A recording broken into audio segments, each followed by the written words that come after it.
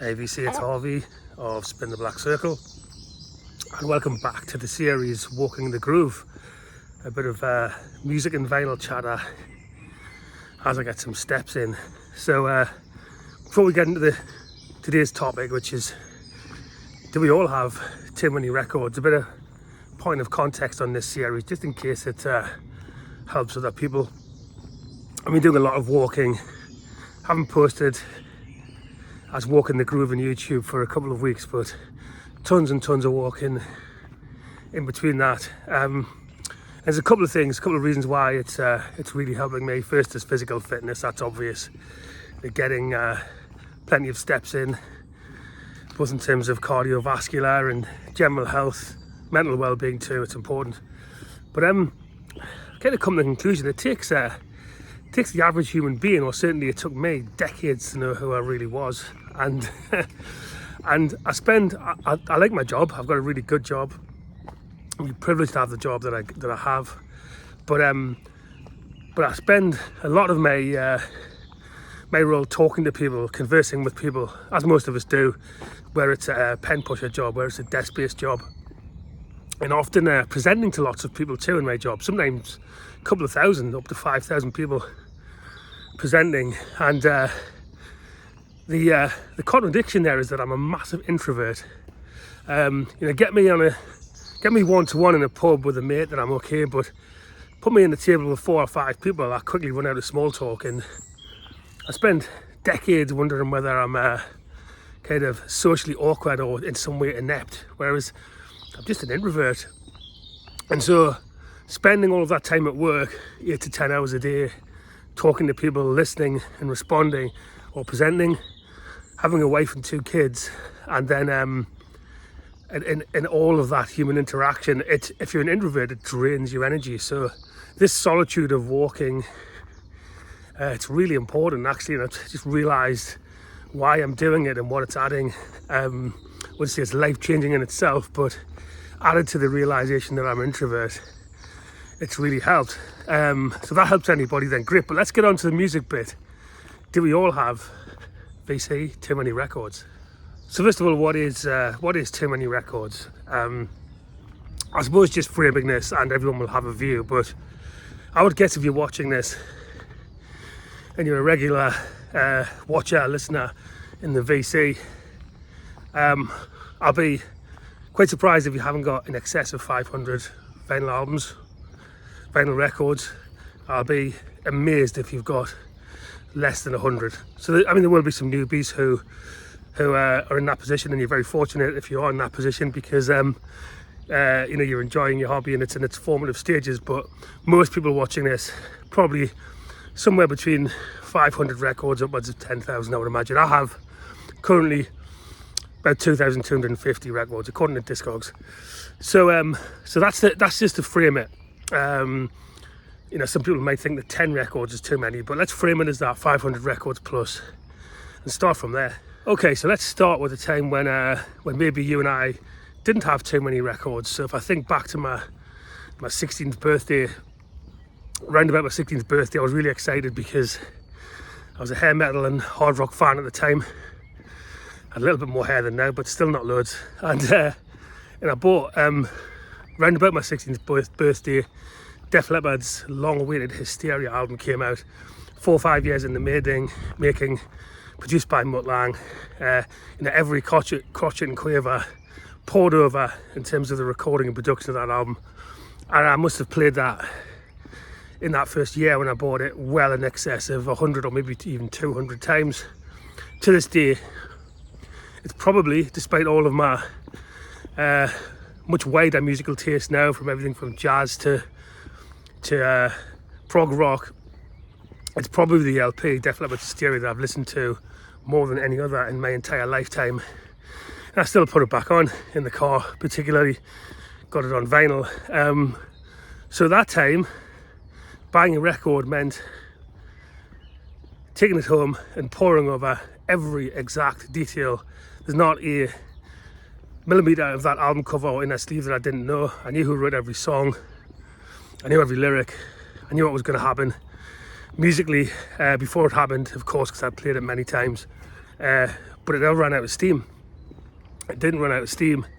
So in that context, that's where I'm kind of struggling with the contradiction at the minute, because with 2,250 records circa, you just can't do that. You couldn't do that, certainly not in the rest of my lifetime. I can't give each album the attention that it needs, or even half of those albums, or a quarter of those albums, that sort of attention, because there are literally too many records to do that. So where does that take us?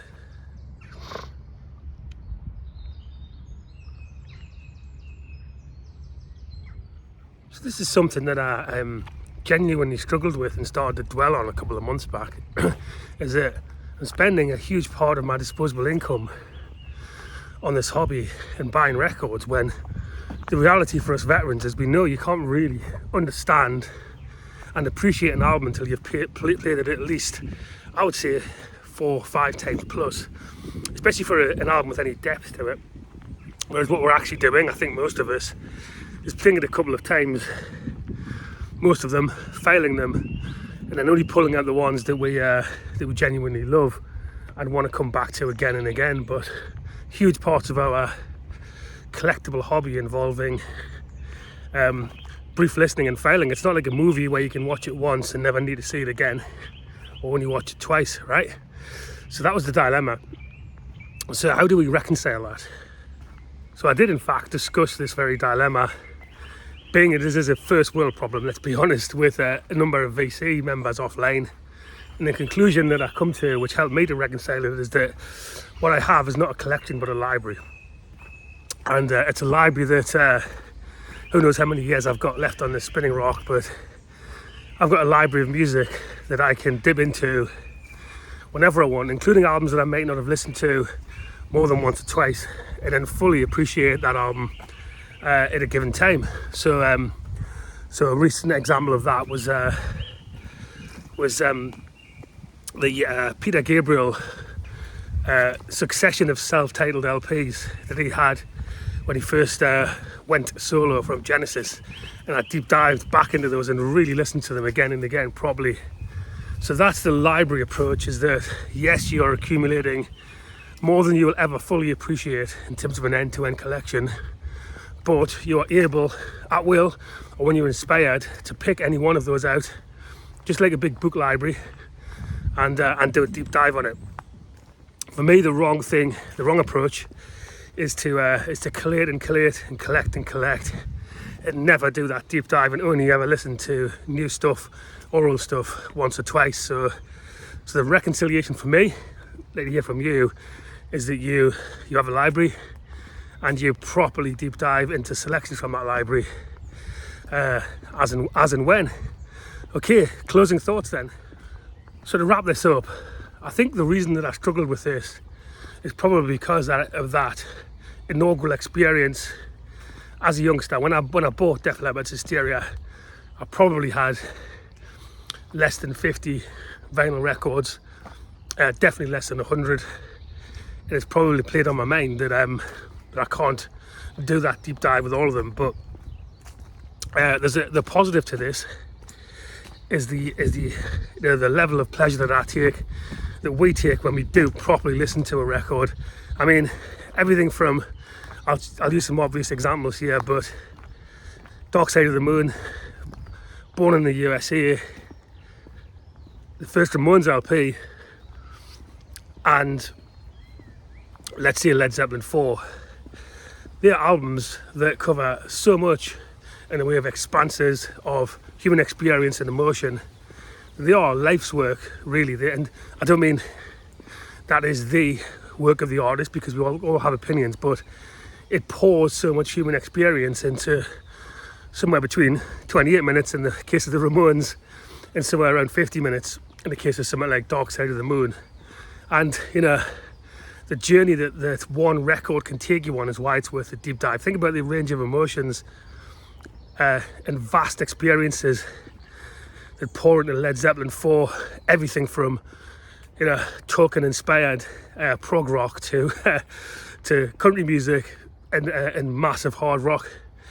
Lyrically and musically, it's massive, it's epic, and so that's why the deep dive matters. But now I'm not tying myself in knots just because there will be records in that collection, in that library, sorry, where I haven't deep dived, that I probably would love a lot more if I spent the time. But I've got a choice, and I will exercise that choice with joy and properly listen. So my challenge to all of us is to, unless you literally are collecting music, collecting records because of some poser factor of putting them on your wall, in which case fair play to you.